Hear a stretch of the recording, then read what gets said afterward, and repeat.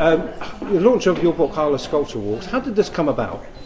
I've been living close to Harlow for a few years now, and when we came here, I was intrigued by the range of work that was on display. I'm a very keen walker. I'm a published walker as well, so it seemed to me that the obvious thing to do was to put the two together and do a little book of Harlow Sculpture Walks. There's several sculptures behind you. Without pointing to any of them your favourites? Oh heavens, there's a lot to choose from. Meat Porters in the Market Square, of course, is a remarkable piece. Why do you think that's remarkable? It takes you back to when that would have been a site that people were familiar with.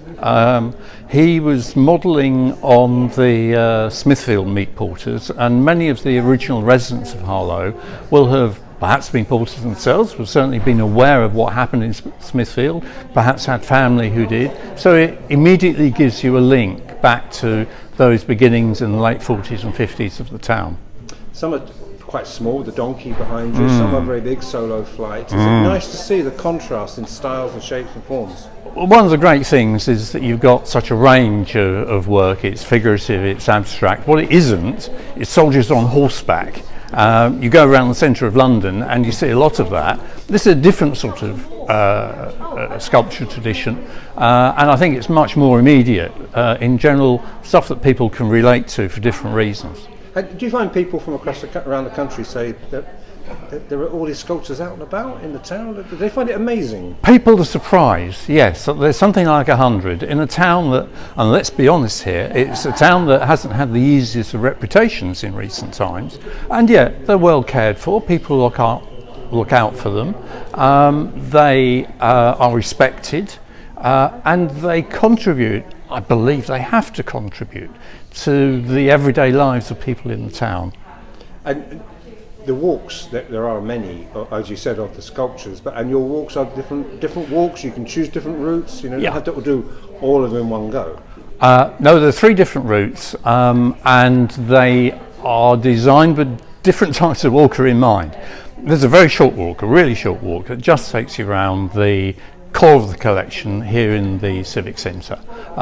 It starts at Ralph Brown and Meat Porters, and it just goes around that core shopping area, and it's less than a mile, and it's pretty much level as well, so that's very accessible for a wide range of people. And if you've just got a little bit of time, it's an excellent introduction to the quality of work that Harlow has. But at the end of the day, as they say, this book is born of a love of the sculptures and where they are. Oh, well, I hope so. I hope it shines through. I want to challenge people as well. I say a few challenging things in the book about what people might want and expect from sculpture. It's not just there as an ornament. You could do that with anything from a garden centre. It's something more than that. It's there to provoke thought and to provoke reaction, and I hope at the end of the day to make people that little bit better as citizens. Brilliant, Peter. Thank you very much for your time. I was able to talk about the really short walk, but I wasn't able to talk about the medium and longer walks. Okay, I'll insert that in.